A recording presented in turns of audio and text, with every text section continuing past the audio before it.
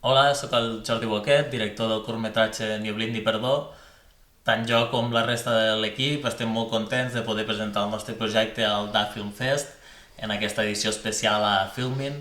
Primer de tot, donar les gràcies al festival per la selecció i felicitar-los tant ells com a la plataforma Filmin per poder-lo fer possible en aquest context tan complicat que estem vivint.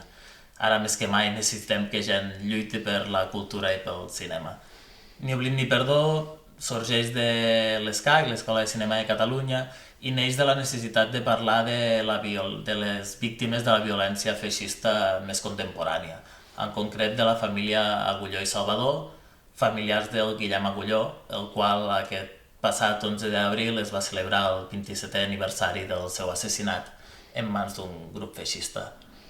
Tota mort té una brutalitat instantània que es converteix inevitablement en ràbia, por, dolor, però si aquesta mort té un caràcter polític i està envoltada d'injustícies, aquestes emocions i sentiments es magnifiquen i perduren en el temps, de tal manera que es fa molt complicat que es puguin oblidar i es puguin perdonar.